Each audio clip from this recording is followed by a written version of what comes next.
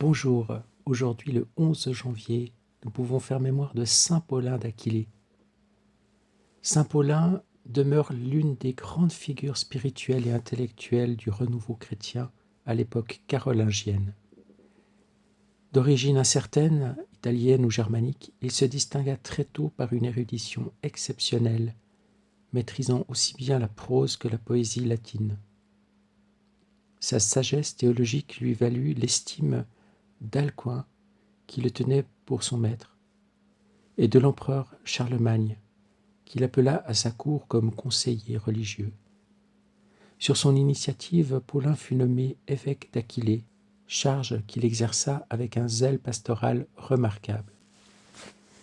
Tout en rayonnant sur l'ensemble de la chrétienté, ses contemporains le qualifiaient de lumière de l'Église. Saint Paulin ne négligea jamais son diocèse. Pasteur attentif, il fut aussi un missionnaire ardent. Il entreprit l'évangélisation des Avars et des Slovènes, annonçant le Christ aux confins du monde alors connu. Défenseur résolu de la foi orthodoxe, il joua un rôle majeur dans la clarification doctrinale du Filioque, affirmant avec force la procession de l'Esprit Saint du Père et du Fils, dans la fidélité à la tradition latine issue du Concile de Nicée. À Charlemagne, il adressa un poème théologique d'une grande profondeur sur la règle de la foi, alliant beauté littéraire et clarté doctrinale.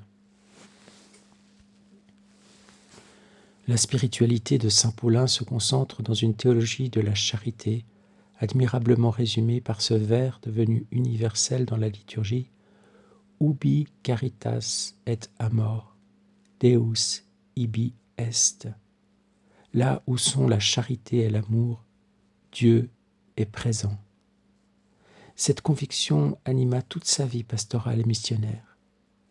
Il s'éteignit en 802, laissant à l'Église le témoignage lumineux d'un évêque savant et saint, dont l'intelligence de la foi était inséparable de l'amour fraternel et du zèle pour le salut des âmes.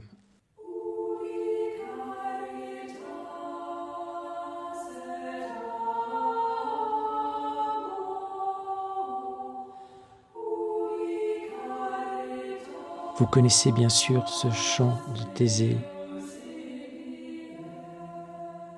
lui-même dérivé de la liturgie grégorienne.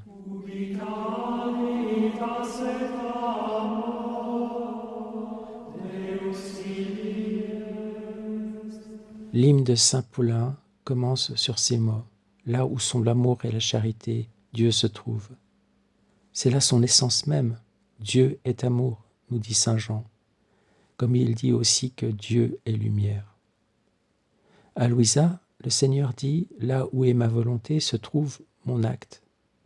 Et encore, la substance de notre être divin est une immensité de lumière très pure qui produit une immensité d'amour.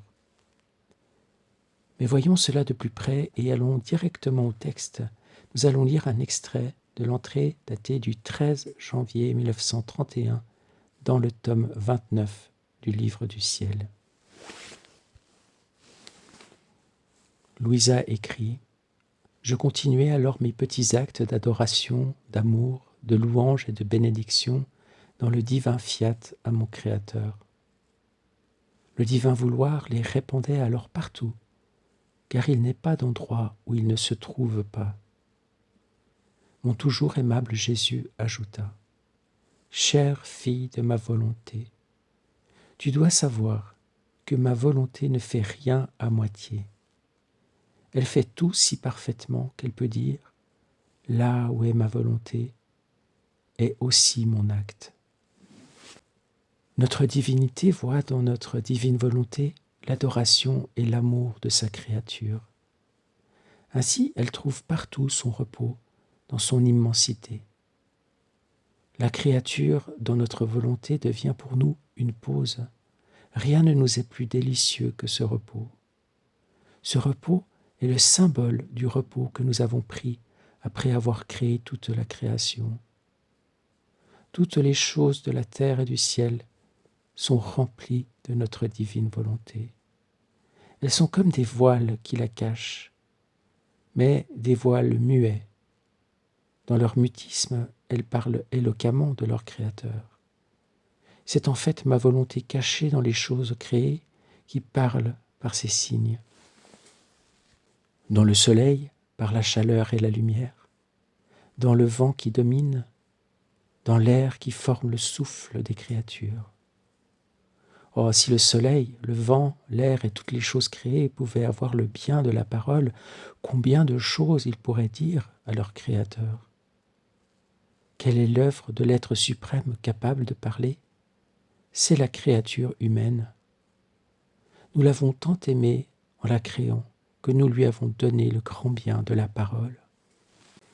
Notre volonté voulait se faire parole dans la créature. Elle voulait quitter le mutisme des choses créées, et elle forma en elle l'organe de la parole afin de pouvoir converser avec elle.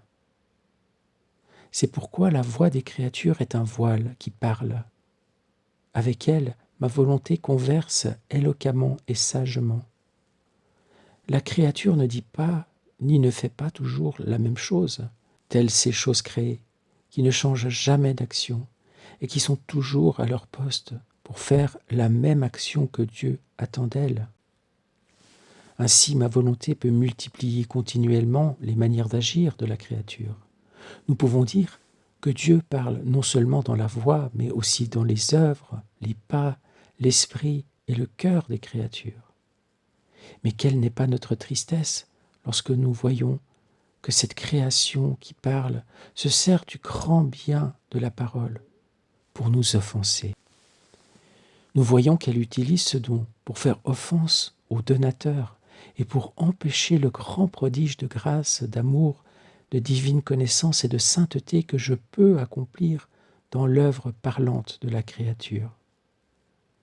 Mais pour celle qui vit dans ma volonté, ce sont des voix qui parlent. Oh, combien de choses je lui manifeste. Je suis continuellement en action. J'ai toute liberté de faire et de dire des choses surprenantes, et j'accomplis le prodige de ma volonté qui parle, aime et agit dans la créature. Par conséquent, donne-moi pleine liberté. Alors tu verras ce que mon vouloir est capable de faire en toi.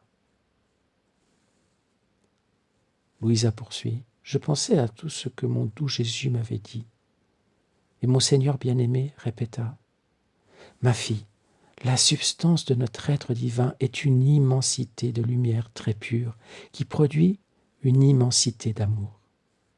Cette lumière possède tous les biens, toutes les joies, un bonheur interminable et d'indescriptible beauté. Cette lumière investit toute chose, voit toute chose, comprend toute chose, car il n'existe pour elle ni passé ni futur, mais un acte unique, toujours en action. Cet acte produit une multiplicité d'effets propres à remplir les cieux et la terre. L'immensité d'amour que produit notre lumière nous fait aimer notre être et tout ce qui sort de nous, d'un amour capable de faire de nous des amants parfaits. Nous ne sommes capables de rien sinon aimer, donner et demander de l'amour. L'écho de notre lumière et de notre amour se répercute dans l'âme de la créature qui vit dans notre volonté, pour la transformer en lumière et en amour.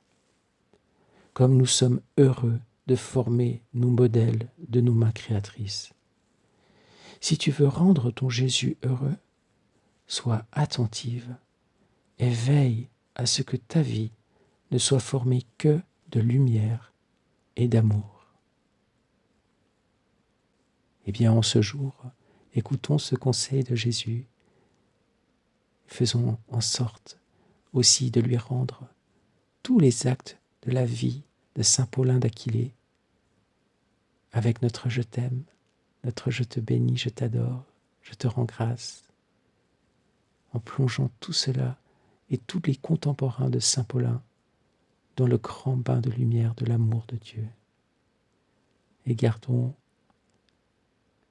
cet hymne Ubi Caritas dans le cœur aujourd'hui. Chantons-le tous ensemble dans notre vie quotidienne. Nous serons ainsi unis avec le ciel, avec Jésus, avec Louisa et avec Saint Paulin. Bonne journée et à bientôt.